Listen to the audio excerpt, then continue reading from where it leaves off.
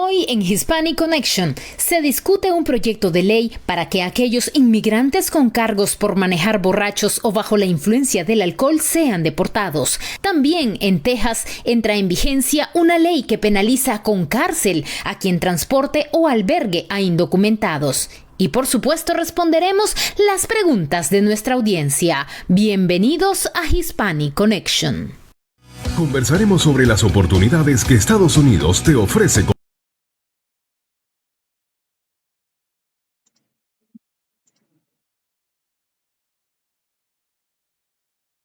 como inmigrante. Y esto es Hispanic Connection. Hispanic Connection. Infórmate, actúa y triunfarás. Buenos días y buenas tardes, amigos de Hispanic Connection. Bienvenidos a un en vivo más de su podcast en el cual vamos a abordar las principales noticias de inmigración que han ocurrido en estos últimos días y vamos a estar hablando con nuestra especialista para que aclare todas esas dudas, todas esas preguntas que tenemos en torno a estos temas y que por supuesto nos afectan como inmigrantes, como hispanos en los Estados Unidos. Les recordamos seguirnos en nuestras redes sociales, denle like, comparta, también estamos en todas las plataformas de podcast. Así es que vamos a entrar de lleno, le damos la bienvenida a nuestra abogada Noelia Ramos, experta en inmigración, bienes raíces y asesoría corporativa. Bienvenida, abogada. Buenas tardes, Samantha, muchas gracias. Abogada, entramos de lleno con este tema, ¿verdad? Que está causando mucho revuelo. Hace algunos días la Cámara de Representantes votó a favor de la aprobación de un anteproyecto de ley con el cual podría llevar a la deportación a aquellos inmigrantes que manejen bajo los efectos del alcohol o bajo la influencia de drogas, ¿verdad? Una multa que hasta ahora lo que se recibe es una multa conocida como la DUI acá en los Estados Unidos, pero con este cambio, ¿verdad? Que todavía falta que se apruebe en el Senado, ¿verdad? Así es, faltaría en el Senado. Sí, sí. Que también se obviamente que pase por el presidente también. Exactamente. Entonces, precisamente esa es la primera pregunta. ¿Qué tan largo y qué tan probable sería que puedan aprobar esta ley donde se penalice con la deportación a aquellos inmigrantes que manejen bajo los efectos del alcohol? Honestamente, Samantha, yo creo que si se llega a aprobar, no va a ser sorpresivo, porque este año es un año de elecciones. Y en este momento estamos viendo que la balanza en diferentes tópicos, los demócratas no necesariamente están diciendo que no a los republicanos. Si estamos siguiendo las noticias, ustedes pueden observar que como puede la balanza irse para un lado, se puede ir para el otro, independientemente que los demócratas estén en este momento en lo que es a puertas de una elección con el presidente Biden. No sabemos, el tema del aborto igual está en lo mismo, si va a ser positivo o va a ser negativo. Aquí creo yo que lo importante es que el inmigrante evite, que el inmigrante sea muy inteligente y que su conducta en los Estados Unidos no lo lleve a este tipo de situaciones, porque independientemente de eso, Samantha, las consecuencias, de un DUI no solamente es una multa. Hay cárcel, hoy por hoy hay cárcel, y claro que va la independencia de la gravedad, pero las consecuencias son extremadamente serias. No, y más allá de las consecuencias que sufre el responsable, las consecuencias para las otras personas, ¿verdad? Si es atropellada, si hay un choque en el que está involucrado una persona que no, que está manejando bajo los efectos de alguna droga. Ahora, abogada, las noticias dicen que la persona debe ser condenada. O sea, es decir, el anteproyecto de ley no especifica, o al menos en las noticias, no especifica si esta persona con solo que vaya bajo los efectos del alcohol o de alguna droga ya sería deportada. No, así es. En las leyes de inmigración debe de ser lo que se llama acá un final judgment on adjudication, que significa que hay una sentencia final. Es decir, una persona que inicialmente se le levantan los cargos. Recordemos que al inicio de un proceso se levantan 3, 4 cargos, pero en el proceso, en el camino, se van negociando cargos, hay cargos que se modifican, hay cargos que fueron graves y que es lo que le llamamos también entre lo que es una felonía y un misdemeanor de menor. Entonces, todos esos cambios pueden pasar durante el proceso. So, si esa persona al final su sentencia es de DUI, entonces es que estaría en efecto, si se llega a aprobar esta ley, sería parte esta persona de las consecuencias que tendría que enfrentar de una deportación. Y podría ser retroactiva, es decir, que también se miren en esta situación de deportación las personas que han tenido una multa de este tipo. Sí, podría ser retroactiva. Lo que va a depender mucho va a ser el factor de los años y también del factor de rehabilitación. Hoy por hoy está usándose de forma discrecional. Quiere decir que un juez de inmigración no es que no lo tome en cuenta, lo toma en cuenta, pero hasta cierto punto con una discreción de todavía ver si esa persona siguió cometiendo esos errores o bien tomó cartas en el asunto con su conducta para mejorar lo que es la rehabilitación, pues, y regresar a la comunidad como una persona correcta. Entonces, en el hoy por hoy, eso es lo que pasa, pero si la ley llega a ponerse en efecto, sí va a ser más fuerte porque ya no sería realmente una discreción, sino que sería ejecutar lo que es la ley como tal. Y normalmente, Samantha, lo vemos en las aplicaciones de ciudadanía también, cuando estamos tratando de probar el elemento de buena moral. Si está dentro de los 5 años, entonces también vemos que hay un efecto el que la persona haya tenido un DUI dentro de ese periodo de 5 años. Ahora, abogada, precisamente a propósito de eso, realmente tener ahorita una multa o un cargo por haber manejado, por estar manejando bajo los efectos del alcohol, ¿verdad? De las drogas también habla el proyecto, pero lo que más comúnmente vemos es bajo los efectos del alcohol. Hoy en día, ¿esta situación tiene hoy por hoy alguna repercusión en los casos migratorios de las personas que están queriendo regularizar su situación en los Estados Unidos? Totalmente. En mi caso particular lo he visto todo el tiempo. Cada vez que esa persona tiene un récord y nosotros obviamente como abogados tenemos que haber previamente indagado cuál es el historial de esa persona. Al encontrar de que existen cargos como estos, sí, yo me siento con mi cliente y le tengo que explicar cuáles serían los diferentes escenarios que podemos encontrarnos en una corte. Y desafortunadamente muchas veces no es bueno, especialmente si tuvo más de una vez un DUI, tiene 2 DUI, desafortunadamente lo que son felonías, todo eso luce extremadamente mal. Recordemos que lo que le estamos diciendo a este gobierno es que queremos una oportunidad, que queremos cumplir las leyes. Y si desafortunadamente nuestra conducta, nuestras acciones reflejan lo contrario, ese juez de inmigración puede por eso negar ese beneficio de que la persona por tener esos DUI no califique para dicha petición que está presentando ante el juez. Y esto, por supuesto, ¿verdad? En los casos de aquellas personas que están en proceso de asilo, es decir, que aún no son residentes permanentes. Cuando ya se es residente permanente, ¿se tiene alguna consecuencia? Sí, es el comentario que hacía cuando tú eres un residente permanente, podrían haber consecuencias al momento de aplicar para una ciudadanía por el elemento de la buena moral. Eh, Recordemos, la buena moral es eso, es cumplir las leyes, la buena moral es el bien, el bienestar común a la comunidad y obviamente poner en peligro a la comunidad no refleja una buena moral. Claro que sí. Y además pienso yo, ¿verdad?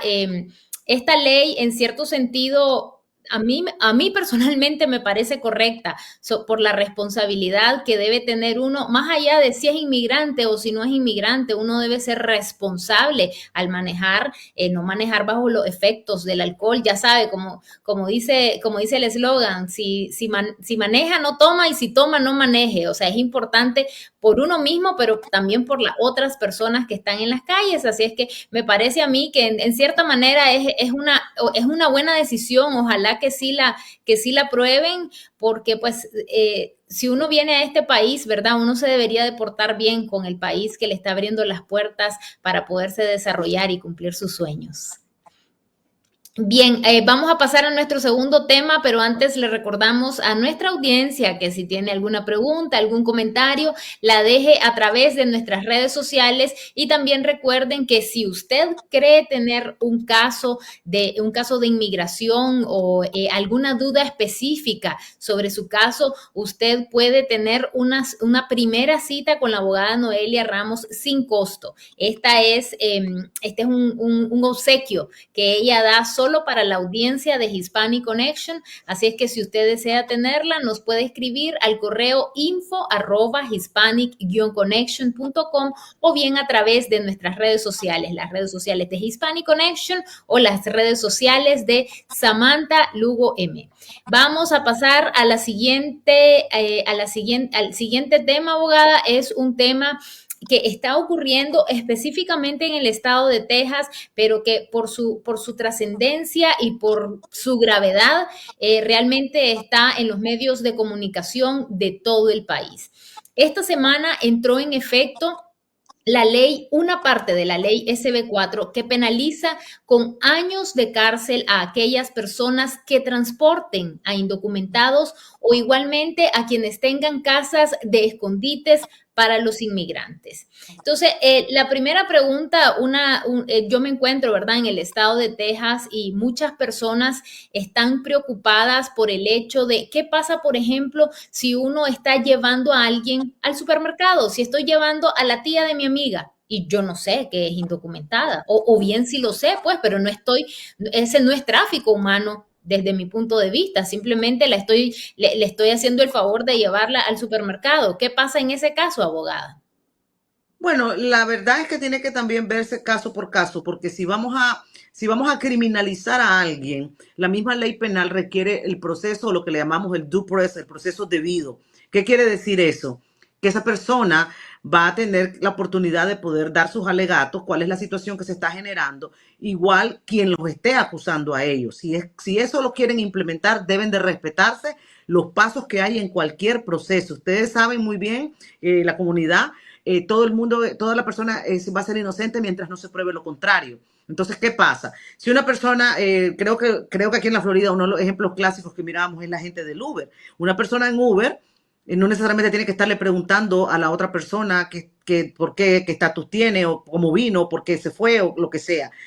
Esto también tendría que analizarse con respecto a eso. Yo creo que ellos más lo van a abocar, en mi opinión, a esas investigaciones que están generando resultados donde han encontrado a varios inmigrantes escondidos o bien maltratados. Entonces ahí el elemento de gravedad es lo que realmente va a determinar de hablar de tráfico humano.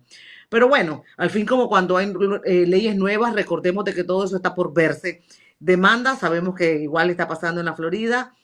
Todo eso también son escenarios que se pueden presentar, pero por eso mismo es una manera de catalizador de que si la ley realmente está acorde y no violando derechos civiles o normales de una persona poderse mover o de una persona simplemente recibir a alguien en su casa porque es su propiedad privada. Así que eso está por verse.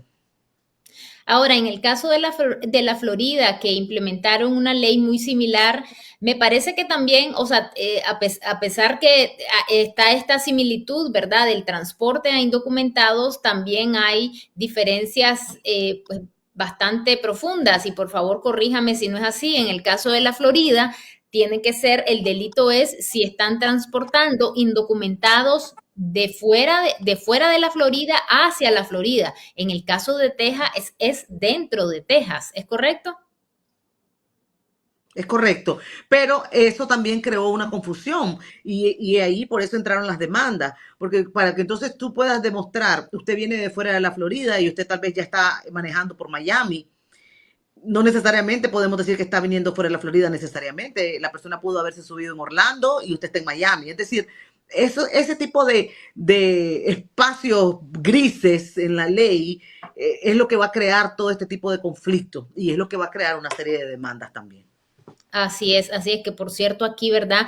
Ya hay en el estado de Texas, ya hay dos demandas por esta ley. Precisamente esta semana hablamos, una de las organizaciones demandantes es la Unión Estadounidense de Libertades Civiles. Esta semana hicimos una entrevista que la dio en exclusiva para Telemundo Austin y también para Hispanic Connection. Y si usted la quiere ver completa, puede ir a nuestro canal de YouTube en Hispanic Connection y allí están los pormenores de cómo avanza esta demanda por esta ley, ¿verdad? De la que estamos hablando, la ley SB4. Otra parte de esta ley, abogada, que entró en vigencia esta semana, también castiga, inclusive con años de cárcel, a aquellas personas que den albergue.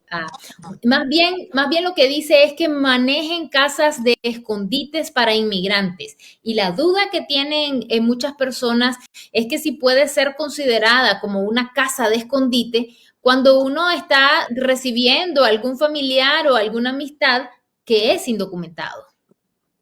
Es a lo que yo iba, o sea, el respeto a lo que es la propiedad privada. Por ejemplo, un policía no puede entrar en una casa si tú, como el dueño, no consientes esa entrada. Sin embargo, un policía sí puede entrar si hay lo que le llamamos en ley causa probable, que significa de que percibe que alguien está en peligro y por consiguiente es más importante la seguridad de esos terceros a la privacidad del individuo. Entonces, todos esos factores son los que se van a tomar en cuenta en el famoso análisis del proceso que te comentaba hace unos minutos. Entonces, que entren directamente, recordemos que no es la policía también, esa es otra cosa, ¿de qué autoridad estamos hablando? Estamos hablando de los federales, estamos hablando de los estatales. La atribución es para los federales, no para los estatales. Entonces, ese es otro conflicto grande que tenemos, ¿quién va a ejercerla? ¿Van a ser los estatales o van a ser los federales? Otro conflicto más que se va a ver en este tipo de escenario. Entonces, si fuera, por ejemplo, las autoridades de inmigración, ICE, que son los correctos para enforzar las leyes federales, ellos igual tendrían que probar de que realmente esa casa, por ejemplo, es un escondite. Bueno, ¿qué hay? ¿Qué es la evidencia que tienen? No es lo mismo cuando se encuentran personas infragantes, que lo sabemos que lo han puesto por todas las noticias, cuando encuentran a los pobres inmigrantes en un camión o encuentran en una casa en condiciones completamente precarias, a veces sin comer y sin tomar agua. ¿Se dan cuenta? Esas son situaciones completamente diferentes. Claro. Eso es lo que llamaríamos un total tráfico humano. Pero una persona que está conviviendo normal, almorzando en una casa, visitando, es un escenario completamente diferente. Habrá que tomar en cuenta cuáles son los hechos del caso. Así es, y también para expandirnos un poco en esta ley, es importante recordar que esta ley tiene dos partes. El próximo mes de marzo entra en vigor la parte de la ley donde se le da potestad a la policía y a los agentes estatales para que puedan detener a cualquier persona bajo sospecha de ser inmigrante indocumentado. Y esto, por supuesto, pues también está generando mucha polémica porque esta sospecha podría estar basado en el perfil racial. Si uno se ve hispano, pues entonces te podrían detener para indagar sobre tu estatus migratorio. Y por supuesto, ¿verdad? Aquí vamos a estar ampliando sobre este tema en las próximas semanas. Ya hemos hablado al respecto, ya tenemos alguna información de lo que ha venido sucediendo y la puede encontrar en nuestro canal de YouTube y por supuesto también en nuestras redes sociales. Vamos a pasar ahora a las preguntas de nuestra audiencia, abogada. Les agradecemos de paso a nuestra audiencia que confíen en nosotros para poder aclarar todas estas preguntas que tenemos en los Estados Unidos, que tienen muchas personas y que es importante estar claro para poder cumplir nuestros sueños en este país. Recuerden nuestro eslogan: infórmate, actúa y triunfarás. Así es que nos pregunta Valky de Briceño. Dice: buenas tardes, mi familia y yo entramos con parol humanitario porque los pidió una amiga ciudadana estadounidense. Entonces su pregunta es: mi esposo y yo podemos hacer ajuste de estatus si mi suegro es ciudadano estadounidense. Ok, si el suegro, es decir, el papá del esposo, inicia una petición familiar, se puede hacer sin ningún problema. Lo que deben de estar conscientes ellos dos es la espera que conlleva esa categoría. Es un padre pidiendo a un hijo mayor de 21 casado. O sea que fácilmente podemos hablar de años de espera. El paso que ella comenta de ajuste de estatus no lo vería sino dentro de muchos años. Y para poder hacer un ajuste, la persona debe de estar en estatus. Es decir, que si el trámite llega a demorar 10 años y a ella se le acaba el parol en 2 y se queda indocumentada, va a estar acumulando presencia ilegal. Y entonces el futuro trámite se puede ver complicado porque ella no va a poder, a menos que pida un perdón de acumulación de presencia ilegal. Entonces es más complejo de lo que, pues, lo que se presenta. Pero la sugerencia, y no sé si se puede dar con tan poca información, la sugerencia es que sí hagan, sí inicien el proceso a través de su suegro, Totalmente. que sí, Totalmente. Y te entonces voy a decir por qué. Te voy a decir por qué. En el 2001, gracias a la ley 245 muchas personas pudieron llegar a un estatus legal porque esa ley decía que simplemente bastaba que si había alguien que lo podía pedir, ni siquiera pedían de que el proceso ya hubiera terminado, ni que hubiera estado aprobado siquiera. Fue impresionante. Se llama la ley 245 En ese momento, todas las personas que tuvieran a alguien que las pudieran pedir, es decir, lo que estamos comentando ahora mismo, iniciar el proceso, iba a bastar para poder llegar a una posible ya residencia. O sea que siempre vamos a recomendar que definitivamente lo haga, lo proceda por si cae una claro. ley como esa. Claro, otra vez, infórmate, actúa y triunfarás. Eso es lo que tiene que hacer. Infórmese, luego actúe y va a ver que eventualmente llegan, ¿verdad?, los réditos a lo que usted quiere obtener. Ahora Ricardo Arista nos dice, nos manda un comentario y nos dice, excelente información. Gracias por estar pendiente, Ricardo, de este podcast, ¿verdad? Ahora, una de las preguntas, quiero nuevamente hacer una pregunta que la hacemos, ya la hemos hecho en varios episodios, pero la gente es constante en esta duda, entonces siempre es bueno, ¿verdad? Recordarles qué es lo que sucede. Muchas personas que están en espera de respuesta a la solicitud del parol humanitario están preocupados porque aún no llega respuesta y en muchos casos tienen varios meses, tienen hasta más de 6 meses esperando. ¿A qué se debe esa situación, abogada? A la cantidad de aplicaciones que han entrado para el programa. Recordemos que todo este programa desde un inicio se dieron cuotas numéricas. Si hay mucha demanda, se acaba la cuota. Entonces van quedando rezagadas, se van acumulando y eso obviamente va causando un retraso. Es por eso que está pasando esto. Y precisamente hablando del parol humanitario, hay una persona que dice que su patrocinador perdió acceso al correo electrónico donde recibiría la notificación. ¿Qué puede hacer en ese caso? Todavía el patrocinador puede contactar a inmigración, puede llamar al número gratuito, el 1-800. Obviamente se tiene que identificar porque inmigración tendría que tener sus datos si él creó una cuenta. También existe un correo electrónico de support, de apoyo técnico, que también lo puede encontrar en la página de UCIS. Ahora, abogada, una última pregunta ya en otro tema, saliéndonos un poco del parol humanitario, sobre los beneficiarios de DACA, ¿verdad? Los jóvenes que vinieron en la infancia y que son beneficiarios de este programa de acción diferida. Eh, hemos tenido noticias de que se están atrasando las solicitudes de permisos o renovaciones de este programa. Recordemos que en este programa estos jóvenes deben renovarlo cada año. Sin embargo, al igual que otros procesos, se están atrasando. ¿Hay alguna noticia alentadora que podríamos decirle o bien a estos jóvenes con cuánto tiempo de anticipación deben de iniciar esta renovación? Bueno, no menos de 6 meses, pero yo creo que ya esto amerita hacerlo antes, pero es normalmente no 6 meses.